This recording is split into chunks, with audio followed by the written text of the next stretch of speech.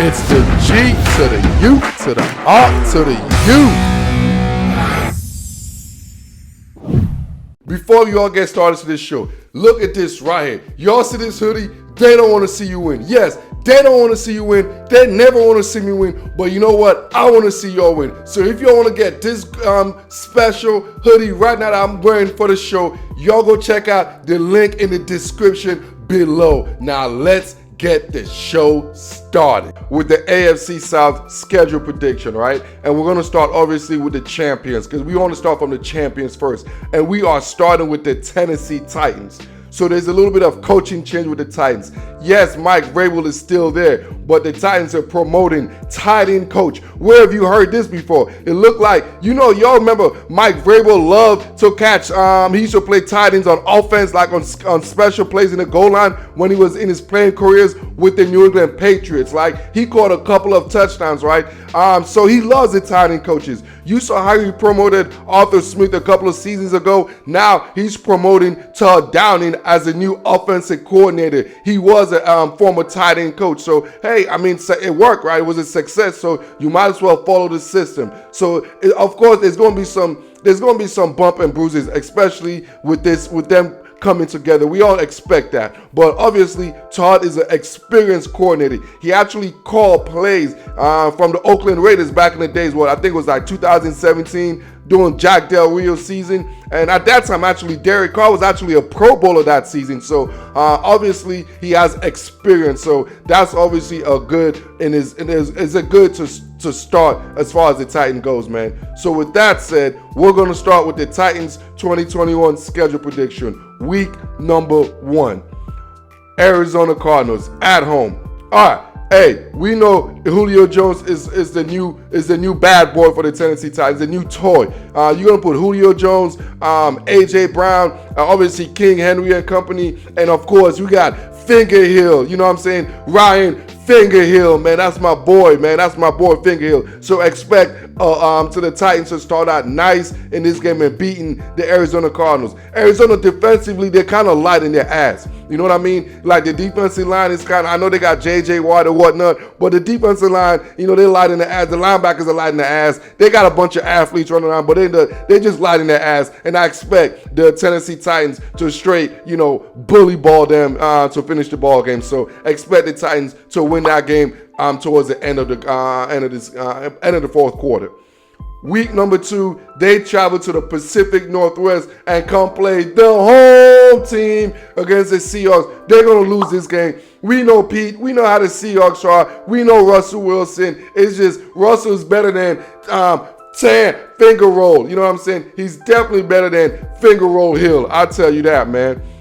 Week number 3, they host the Indianapolis Colts, the AFC division rival right here, man. This is like the real rivalry in this division. So, like I said, with the new addition of Julio Jones, I think it's going to be a little bit too much. And my man Fingerhill is going to help the Titans overcome a deficit against the Colts, and I expect them to beat the Colts as well. So expect the Titans to be 2-1 after week 3. Week number 4, they travel to New York and play the New York Football Jets. They should win this game. The New York Jets are in a rebuilding period. Obviously, the Titans are a better team overall, so I expect the Titans to take over and beat the Jets handily. Week number 5, they travel to Duval and play Urban Myers, the prodigy Urban Myers, and the prodigy quarterback Trevor Lawrence. But you know what? This ain't prodigy. You know what I'm saying? This is the NFL, and they're going to take a big, bad W. I mean, they're going to take an L. So I'm meaning the Titans going to win against the Jags week 5.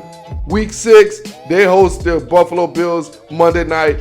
It reminded me of last year, man. I remember the Titans took care of the Bills last year.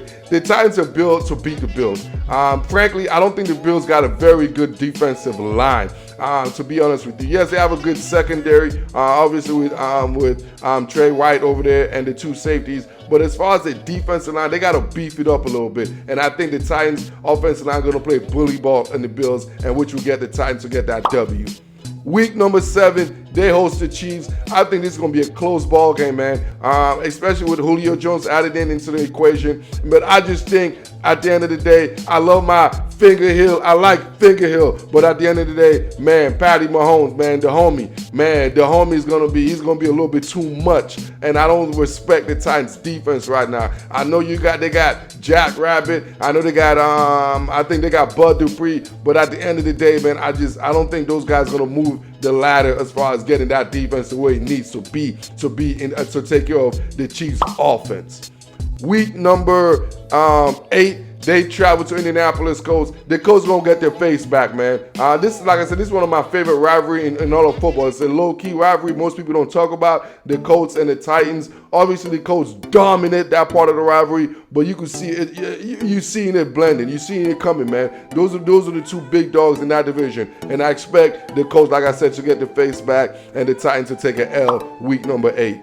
Week number 9, this is a tough stretch for the Titans, man. I mean, from week 7, week 8, week 9, man, it's a tough stretch, bro. They got the Chiefs, they got the Colts, and then they travel to LA and play the Rams. I expect them to take another L. It's going to be a tough, hard game, but Finger Hill is going to take an L, losing against, obviously, a better quarterback in Matthew Stafford.